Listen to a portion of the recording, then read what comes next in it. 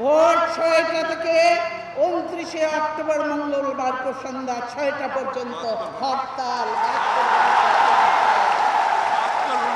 বিরতিহীনভাবে।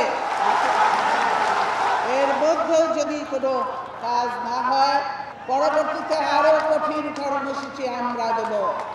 দলীয় বাহিনী হয়ে কাজ না করতে পুলিশ সহ প্রশাসনকে আহ্বান জানান বিএনপি চেয়ারপারসন। জনগণকে বলবো, মা ভাই বোন মুরব্বীরা সহ ছেলে মেয়ে সহ যুবক যুবতী মহিলা সহ সকলকে রাজপথে নেমে আসার আহ্বান জানাবো। আসুন ঐক্যভাবে রাজপথে নেমে আসি।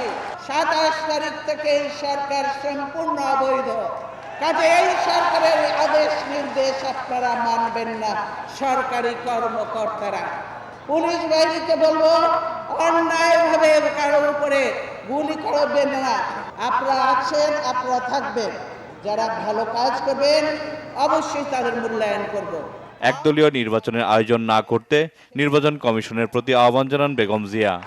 আমি ইলেকশন কমিশনকে বলে দিতে চাই, কোনো আরপিও সংশোধন নয়, একদলীয় নির্বাচনের জন্য সকল দলের অংশগ্রহণ ছাড়া কোনো নির্বাচন হবে না।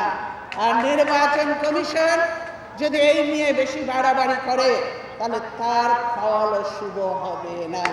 তাদের জন্য সরকার ভালো কাজ করে থাকলে নির্দলীয় সরকারের দাবি মেনে নিতে সমস্যা কোথায়? বিএনপি চেয়ারপারসন বেগম খালেদা জিয়া বললেন, নির্দলীয় সরকার ছাড়া অবাধ, সুষ্ঠু, নিরপেক্ষ নির্বাচন সম্ভব নয়। নির্দলীয় সরকারের দাবি আদায়ে যে কর্মসূচি ঘোষণা করা হয়েছে তা সফল করতে দলীয় নেতাকর্মী সহ সর্বস্তরের জনগণের প্রতি আহ্বান জানান তিনি। জাহাঙ্গীর আকন্দ, বাংলা ভিশন, ঢাকা। উদ্বেগ উৎকণ্ঠার মধ্যেও শান্তিপূর্ণভাবে শেষ হয়েছে